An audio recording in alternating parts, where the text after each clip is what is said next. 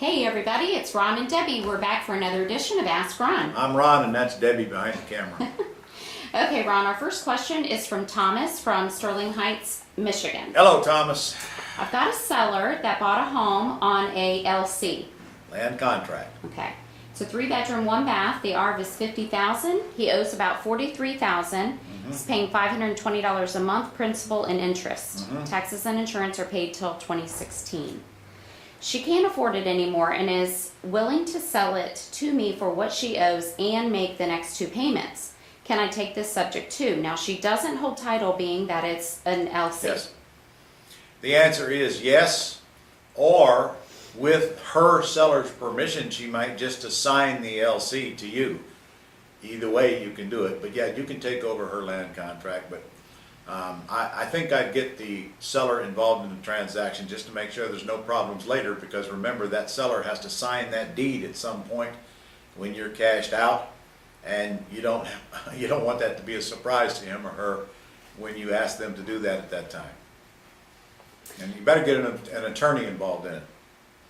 Okay, next is from Joseph Earls from Kentucky. Hey, Joe. I'm a new member of the Gold Club, and we're currently working on a deal and are looking for advice as to how, as we are new to doing subject to transactions. The sellers are behind on payments by $14,000 and are willing to deed the property to me, but when talking with our attorney, he was concerned about the note being called due to it being a VA loan. Of course he is.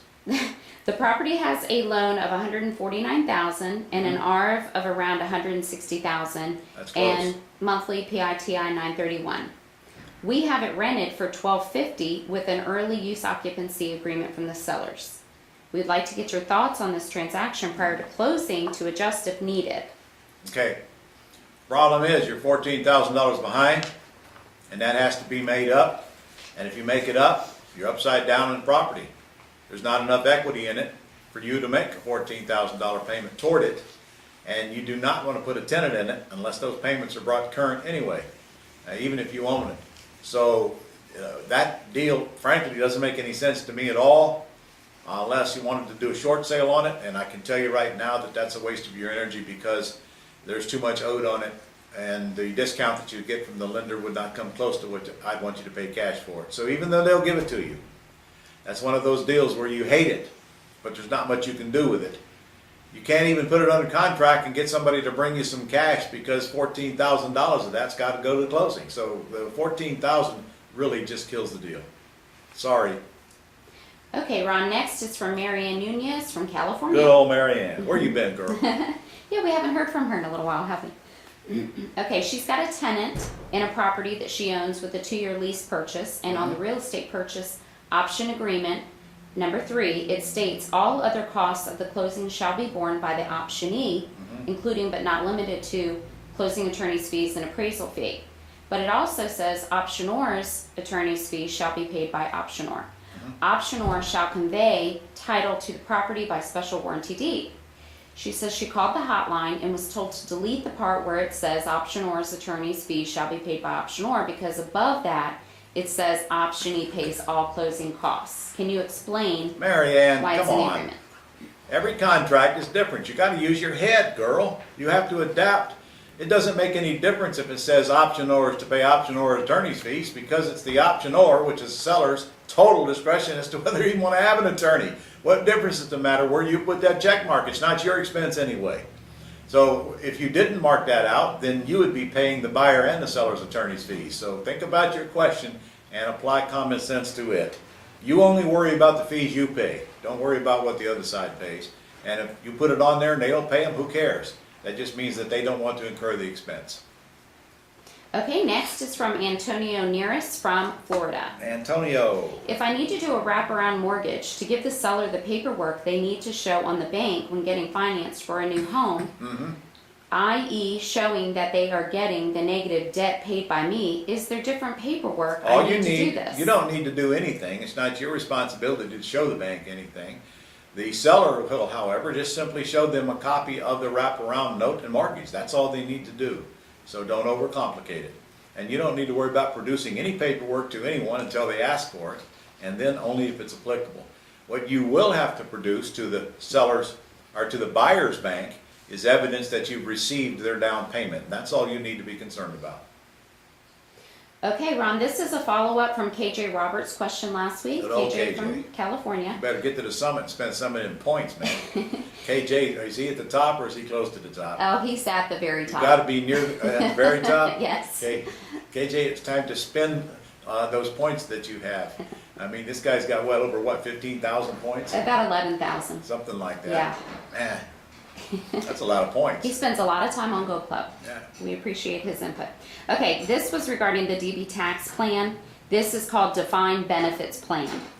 I really like this plan. It allows you $250,000 a year tax deduction until the plan has a value of $2 million. I'm having a difficult time finding a company that will set this up for me to do real estate. Most of the administrators I find want it for stocks only. Do you Well, have any suggestions Yes, on who could set get it a up? hold of Equity Trust or Quest. I am sure either one of those can handle it, and if they can't, they'll refer you to somebody that can. Next is from Shmuel Mateus from New York. A seller indicated for VA that he'll do owner financing. Yes. When I called him up, he told me, send me a proposal. What do I write when I want him to make me the offer? You don't. That's the whole point, you don't. If you use my scripts, he will have made you the offer by the time you get through answering those questions. And so your answer to him would be, I can't send you in a proposal until we have an agreement. And we can't get an agreement until I find out if you'll sell it with nothing down, what you want per month, and what's the least you'll take, and what the term will be. So if you'll answer those questions for me, I'll be happy to get you an agreement when I come see the house. Okay, next is from Kevin Umberger from New Jersey. Kevin? If you have already purchased property in your own name, can you still transfer it to a land trust after the fact? Yes, you can, Kevin, and a lot of people do. Now, if you're going to turn right around and sell that thing in the very near future, I wouldn't even bother, but if it's going to be a keeper for you, that's exactly what I'd do. Just deed it to a land trust that you're the beneficial interest of. Okay. Next is from Shafiel Alam from New York. Okay? Needing advice on a subject to deal. Property is located in Brooklyn. The ARV is $633,000. It's a two-family house with a store on the first floor. The seller owes $480,000. The payment is $3,500 PITI. All right. Paying very high interest rate. Each floor rents for $1,400. Now, what's the end of this question? Let's see. He's willing to sign subject to contract with me for $480,000. And sell for what he owes? Which he is under court order of probation, and he has 90 days to pay off what he owes. You can't help him then, because you're not going to buy the property from him and pay off what he owes. If you can't take over his debt, or at the very minimum lease it with an option to buy, he's out, done, whack him. Okay, he did say he has a buyer who's offered him $550,000 with 20% down. Cash? Well, 20% down won't work because there's no way for you to get that underlying debt paid off. Okay, and then he goes on to say that the buyer may have problems qualifying. No, to make it even worse. Okay, Ron, last question is from Thomas from Michigan.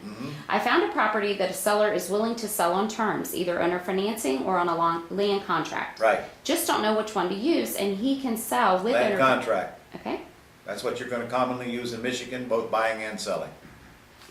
Okay, that's all we have this week. That's it. That was too easy. See you guys next week. I want to get some letters from you about some deals you're doing. Don't forget to send your copies of checks. Before you go, though, I want you to meet John. Scan the camera over there to John. Hi, everyone.